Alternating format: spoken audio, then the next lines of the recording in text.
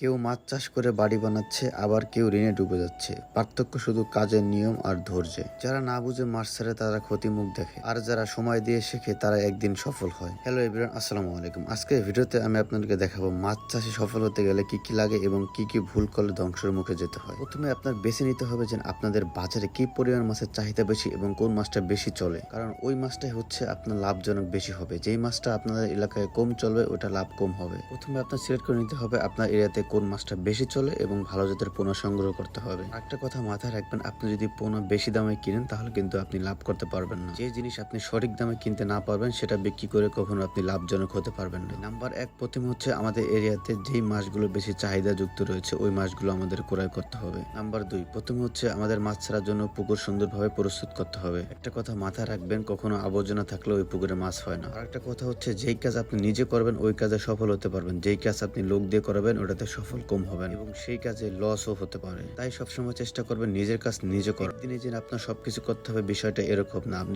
আস্তে আস্তে ধীরে ধীরে সুন্দরভাবে সমস্ত কাজগুলো করবেন। যেমন ধরেন আমাদের এই পুকুর প্রস্তুত করার জন্য আমি নিজেই কাজ করতেছি। এটা আমি যদি লোক দিয়ে করাই সেক্ষেত্রে আমার 2400 টাকার মতন খরচ পড়বে। এর আগে অনেকবার পরিষ্কার করেছি, সেখানে 2400 টাকা করে খরচ পড়েছে। আপনার পুকুরে যদি কোনো মাছের লাভও না হয় তারপর আপনার 2400 টাকা লাভ হবে, যে 2400 টাকা আপনি এখানে না খরচ করে নিজে কাজ করেছেন। নাম্বার তিন, পোনা ছাড়ার আগে অবশ্যই হচ্ছে আপনার পুকুরের মধ্যে অন্য কোনো মাছ আছে কিনা এটা সুন্দরভাবে দেখতে হবে। এরকম ধরেন শোল মাছ, গজার মাছ আর বিভিন্ন জাতের মাছ, যে মাছগুলো আরেকটা মাছ খেয়ে ফেলে ওই মাছগুলো থাকতে পারবে না। এবং বাহির থেকে সাপ, গুল সাপ এবং বিভিন্ন ধরনের পাখি আসে কিনা এই বিষয়ে সুন্দরভাবে খেয়াল রাখতে হবে। যদি এরকম হয় আপনার এরিয়াতে বিভিন্ন ধরনের পাখি এবং বিভিন্ন ধরনের আপনার গুল সাপ সাপ আসে, তাহলে সেক্ষেত্রে আপনি নেট দিয়ে তার পাশ বেড়া দিয়ে দিতে পারেন। পুকুরে পানা পরিষ্কার করার পর অবশ্যই হচ্ছে আপনাকে বিভিন্ন ধরনের শাকসবজি এখানে লাগিয়ে দিবেন, তাহলে হচ্ছে ঘাসগুলো কম হবে এবং এখান থেকে যেই ফল উৎপাদন হবে এইগুলো হচ্ছে আপনি বাজারে বিক্রি করবেন। তাই এই বিষয়ে হচ্ছে আপনার ভালো এবং সুন্দরভাবে বুঝে শুনে তারপর লাগাতে হবে। যদি বাজারে বিক্রি করতে না চান তাহলে অবশ্যই আপনি খাবারের জন্য যাতে কোনো কিছু ক্রয় করতে না হয় ওই গাছগুলো লাগাতে হবে। যেমন ধরেন পেঁপে গাছ, মরিচ গাছ, টমেটো গাছ, ছোট ছোট যেগুলো গাছ রয়েছে যেগুলো আপনার বিক্রি করতে হবে না এবং বাসায় খেতে প্রয়োজন হয়। এটা কথা মাথায় রাখবেন, যেই জিনিসগুলো হচ্ছে আপনার বাজার থেকে ক্রয় করতে হয় ওইগুলো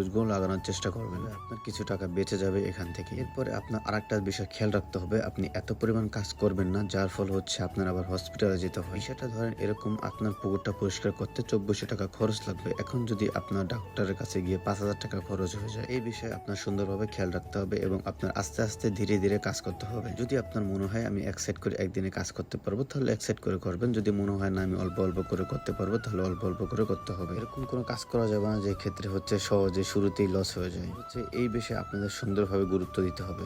যেমন ধরেন আমার এই পুকুরটা পরিষ্কার করতে প্রতিবার আমি 4 জন শ্রমিক নিয়োগ দিয়ে থাকি এবং তারা একদিনে পরিষ্কার করে যায় এবং তারা হচ্ছে 600 করে 2400 টাকা নিয়ে যায়। এখন একটা জিনিস আমি ভেবেছি, তারা 4 জোড়ে 4টা পান্না পরিষ্কার করে, তাই হচ্ছে আমি কোনো যেহেতু কাজ করি তাই হচ্ছে আমি 4 দিন না আমি 8 দিনে পুকুরটি পরিষ্কার করবো, কারণ যাতে আমি অসুস্থ হয়ে না পড়ি এবং ডাক্তারের কাছে না যেতে হয়, যাতে আমার 2400 টাকার বদলে আমার 5000 টাকা খরচ হয়ে যায়। এই বিষয়ে আপনার সুন্দর এবং মনোযোগ সহকারে কাজ করতে হবে। মাছ ছাড়ার আগে অবশ্যই পুকুরের মধ্যে চুন প্রয়োগ করতে হবে। সবচেয়ে বেটার হয় যদি আপনি সমস্ত পানি ফেলে আবার নতুন পানি নিয়ে মাছ চাষ করেন, তাহলে সবচেয়ে বেশি উপকারিতা হয়, বিভিন্ন ধরনের আপনার কোনো ক্ষতিকর কিছু না থাকে ওটার মধ্যে। মাছ ছাড়ার শুরুতে আপনি প্রথমে এই কাজগুলো করতে হবে। আজকের ভিডিও ছিল এই পর্যন্তই। সবাই ভালো থাকবেন, সুস্থ থাকবেন, আল্লাহ হাফেজ। পরবর্তী ভিডিওটি দেখার জন্য অবশ্যই ফেসবুক পেজটি এবং ইউটিউব চ্যানেলটি সাবস্ক্রাইব করে রাখবেন। কে কোন জেলা থেকে ভিডিওটি দেখতেছেন সেটা অবশ্যই কমেন্টস করে জানাবেন।